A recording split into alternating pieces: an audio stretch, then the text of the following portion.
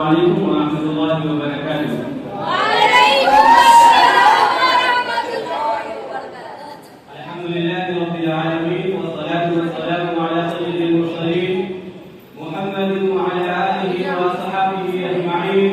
أما بعد، فقد قال الله تبارك وتعالى في القرآن المجيد والفرقان الحميد: أعوذ بالله من الشيطان الرجيم. بسم الله الرحمن الرحيم.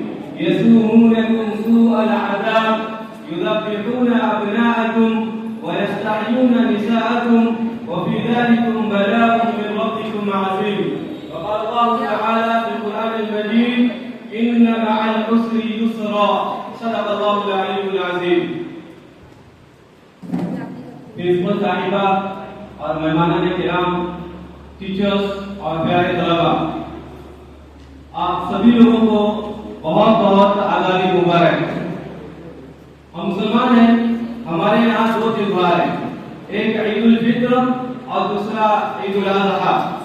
इसी तरीके से हम हिंदुस्तानी हैं, हमारे यहाँ भी दो त्योहार हैं, दो फेस्टिवल हैं जिनमें हम खुशियाँ मनाते हैं, जिनमें हम सेलिब्रेशन करते हैं।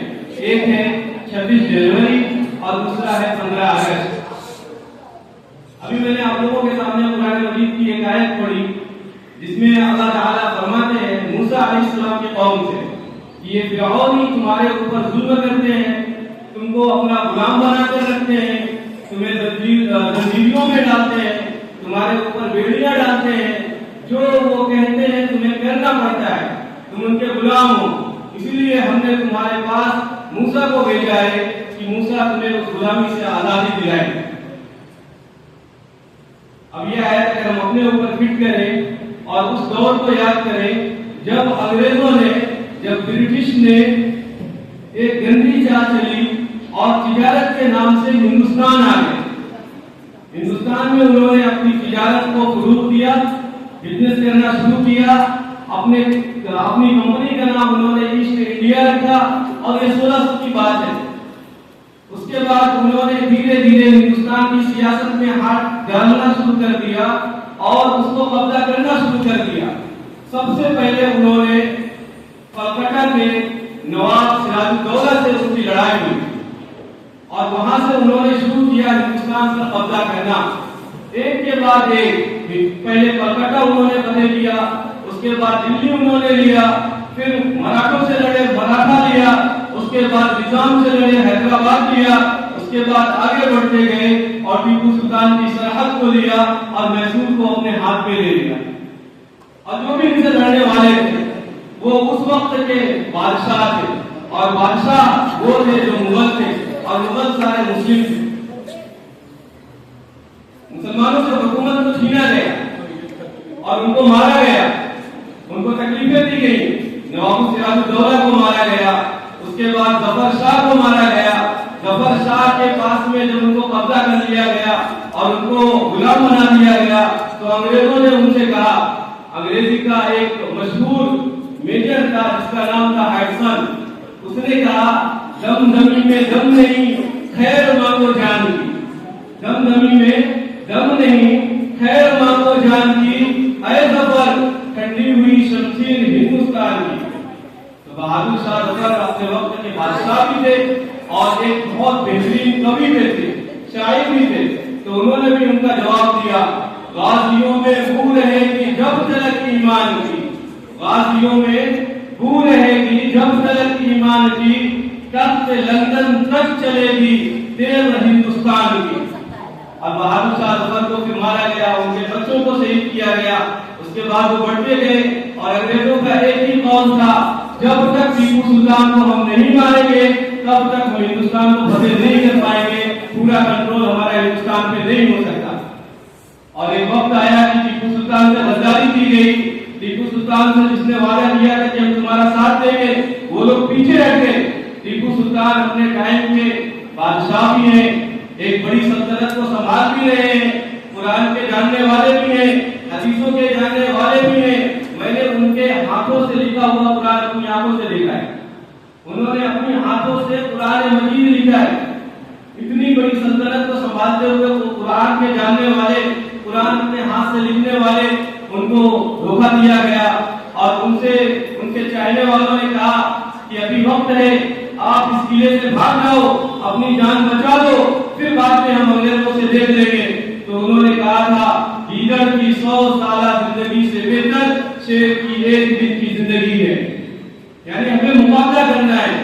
اور ان کے ساتھ میں ان کے گھر کی عورتیں بھی کود پڑی، ایک عائشہ ہے، ایک فاطمہ ہے جو ان کی بیوی ہے، ان کی بیٹیاں ہیں، وہ بھی اپنے چہروں کو بند کر کے تاکہ انگریزوں کو لگے کہ مرد ہم سے لڑنے ہیں، وہ بھی جنگ میں کود گئے۔ تو ہمیں اپنے اندر ہمت رکھنا ہے، اپنے اندر طاقت رکھنا ہے، ہمیں قرآن بھی پڑھنا ہے، ہمیں ٹیکنالوجی بھی لینا ہے۔ دیکھیں ٹیپو سلطان رحمۃ اللہ علیہ قرآن مجید اپنے ہاتھوں سے لکھتے ہیں، اور سب سے پہلے میزائل کے بنانے والے اگر کوئی ہے تو وہ ٹیپو سلطان رحمۃ اللہ علیہ۔ اس کے بعد جب انگریزوں نے ٹیپو سلطان کو شہید کر دیا تب انہوں نے کہا تھا آج سیلیبریشن کا دن ہے، آج جشن کا دن ہے، آج ہم نے پورے انڈیا کو فتح کر لیا۔ اور پھر انہوں نے غلام بنانا شروع کر دیا، لوگوں کو مارنا شروع کر دیا۔ جو دل چاہے آپ پہن نہیں سکتے، جو دل چاہے آپ پڑھ نہیں سکتے، جو دل چاہے آپ بول نہیں سکتے، جیسا وہ چاہیں گے ویسا ہی کرنا ہوگا۔ اس کے خلاف علماء کھڑے ہوئے، لوگ کھڑے ہوئے، مسلمان اور ہندو سب مل کر ایک ساتھ اکٹھا ہوئے اور انہوں نے مہم چلائی۔ ایک مولانا ہے مولانا محمود حسن رحمۃ اللہ علیہ، انہوں نے تحریک ریشمی رومان چلایا۔ اور ایک مولانا ہے مولانا حسین مدنی رحمۃ اللہ علیہ، انہوں نے فتویٰ دیا کہ اب جو بھی ان کے یہاں کام کرے گا، جاب کرے گا انگریزوں کے ساتھ، وہ جاب کرنا حرام ہے۔ حسین احمد مدنی رحمۃ اللہ علیہ کو جیلوں میں جا کے انڈمان کے جیل میں جا کے بند کر دیا، ان کو مارتے تھے اور کہتے تھے اپنا فتویٰ کینسل کرو، واپس لو۔ تو انہوں نے کہا تھا کہ ہم بلال رضی اللہ عنہ کے وارث ہیں، ہم سمیہ رضی اللہ عنہ کے وارث ہیں۔ بلال رضی اللہ عنہ معلوم ہے جن کو اللہ کے لیے، اسلام کے لیے، ایمان کے لیے مارا جاتا تھا۔ سمیہ رضی اللہ عنہ کون ہے؟ سب سے پہلی اسلام میں شہید ہونے والی عورت ہے کہ ان کے دونوں ٹانگوں کو الگ الگ گھوٹوں میں باندھ دیا گیا اور ان کو چلا دیا گیا۔ تو حسین احمد مدنی رحمۃ اللہ علیہ نے کہا تھا کہ ہم سمیہ کے ماننے والے ہیں، ہم عمار کے ماننے والے ہیں، ہم یاسر کے ماننے والے ہیں، ہم بلال کے ماننے والے ہیں۔ ہم نے حسین رضی اللہ عنہ کو دیکھا ہے کہ غلط کے سامنے سب کو نہیں جھکانا ہے، ہم کو مرنا پسند ہے، ہم کو مرنا پسند ہے، شہادت پسند ہے، لیکن ہم کبھی بھی فتویٰ کینسل نہیں کریں گے۔ تو اس وقت ایک مہم شروع ہوئی کہ انگریزوں کو بھگاؤ، بھارت چھوڑو، دلی سے اپنا قبضہ ہٹاؤ۔ اور اس ٹائم میں سبھاش چندر بوس نے ایک فوج تیار کی جس کا نام ہے آزاد ہند فوج، اور اس کے لیے وہ کلیکشن کر رہے تھے، فنڈنگ جمع کر رہے تھے۔ ایک صاحب ہے میمن یوسف حبیب کر کے، گوگل میں ڈالا کبھی ان کا نام، میمن یوسف حبیب، ان کے پاس گئے اور ان سے کہا کہ صاحب کچھ کلیکشن دے دو، کچھ چندہ دے دو، ملک کی آزادی کے لیے کچھ یوگدان دے دو ہمیں۔ تو انہوں نے اس ٹائم پہ 1,30,00,000 روپیہ ڈونیشن دیا تھا، چندہ دیا تھا سبھاش چندر بوس کو، 1,30,00,000۔ آج جب ہم نے چیٹ جی پی ٹی سے پوچھا کہ 1940 کا 1,30,00,000 آج کے ٹائم پہ اس کی کیا ویلیو ہوگی، تو چیٹ جی پی ٹی کہتا ہے کہ 700 سے 800 کروڑ۔ کس نے دیا تھا؟ میمن یوسف حبیب۔ انہوں نے 1,30,00,000 روپیہ اس ٹائم دیا تھا۔ اور اس کے بعد ایک بالوں میں بوڑھی ماں کھڑی ہوئی تھی جو مسلم تھی، وہ رونے لگی۔ سبھاش چندر بوس ان کے پاس گئے، ان سے انہوں نے کہا کہ آپ ماں کیوں رو رہی ہو؟ تو انہوں نے کہا میرے پاس اتنا پیسہ نہیں ہے، سب لوگ آپ کو پیسہ دے رہے ہیں لیکن میرے پاس اتنا پیسہ نہیں ہے کہ میں بھی آپ کو فنڈنگ کر سکتی، میں بھی آپ کو چندہ دے سکتی۔ تو سبھاش چندر بوس کہتے ہیں کہ آپ کے پاس آپ کا ایک بیٹا ہے، اگر آپ وہ ہمیں دے دو گے تو ہم اس کو اپنے آزاد ہند فوج میں شامل کریں گے، اگر وہ آپ دے دو گے تو یہ ہمارے لیے بہت بڑی چیز ہوگی۔ تو اس ماں نے اپنے ایک بیٹے کو دے دیا، اکلوتا بیٹا تھا، نابینا عورت ہے، کوئی آگے پیچھے نہیں ہے۔ آزاد ہند فوج میں ان کا بیٹا شامل ہو گیا، اور جب جنگ شروع ہوئی تو ان کا بیٹا مارا گیا، وہ شہید ہو گیا۔ پھر سبھاش چندر بوس نے اپنے فوجیوں سے کہا، اپنے لوگوں سے کہا کہ جس نے بھارت ماتا کو نہیں دیکھا ہے، और उन्हें भारत माता को दिखाएं, भारत माँ को दिखाएं। और जो मुस्लिम औरत थी उनके पास अपने फौजी लोगों को लेकर गए और कहा कि देखो ये भारत माँ है, ये भारत की माता है। हम लोगों ने बड़ी कुर्बानियां दी हैं, वो चाहे अताउल्लाह शाह बुखारी हो, चाहे हुसैन अहमद मदनी हो, चाहे मौलाना महमूद हसन हो, चाहे मौलाना अबुल कलाम आजाद हो, चाहे अशफाकुल्लाह खान हो। आज हिस्ट्री कुछ बदली जा रही है, कुछ चेंजिंग लाई जा रही है। अगर हमने अपनी तारीख को याद नहीं रखा तो हम सभी हस्ती से मिटा दिए जाएंगे। इसी के बारे में चप्पा चप्पा फूटा फूटा हाल हमारा जाने हैं, जाने न जाने भूल ही न जाने, बाप तो सारा जाने हैं।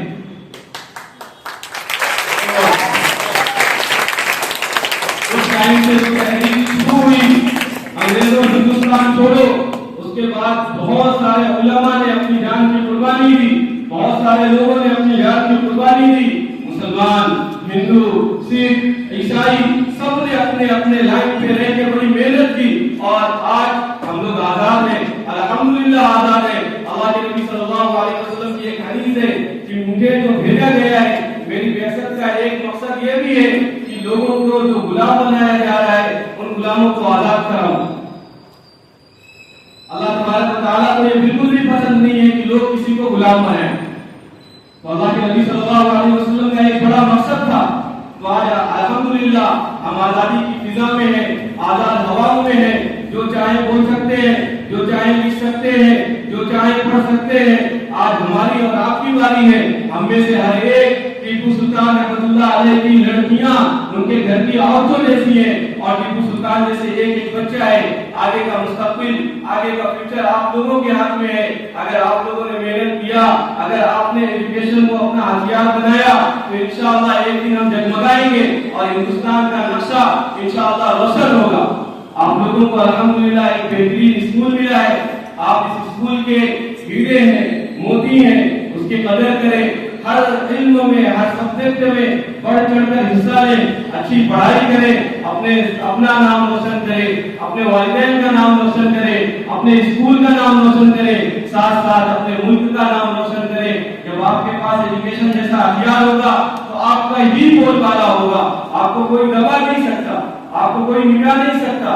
तो एजुकेशन सबसे बड़ी चीज है, इल्म सबसे बड़ी चीज है। अल्लाह के नबी ने फरमाया था अल इल्मु नूरुन, इल्म ही रोशनी है। तो आपको एक बेहतरीन फिजा मिली है जहाँ पे आपको इंग्लिश भी पढ़ाई जाती है, मैथमेटिक्स भी पढ़ाई जाती है, साइंस भी पढ़ाया जाता है, इस्लामियात भी पढ़ाया जाता है, आपकी अच्छी तरबियत में ख्याल किया जाता है। दुनिया में बहुत सारे स्कूल हैं, उन स्कूलों में तरबियत का कोई सब्जेक्ट नहीं होता, तरबियत का कोई लेक्चर नहीं होता है। आपके लिए बाकायदा उस्ताद रखे जाते हैं, आपकी बाकायदा निगरानी रखी जाती है। तो आपने बेहतरीन उसका फायदा उठाना है और एक अच्छे इंसान बनना है, एक अच्छे शहरी बनना है। इसी को मैं बात को खत्म करता हूँ। अल्लाह ताला हम सबको कामयाबी अता करे, अपने मुल्क को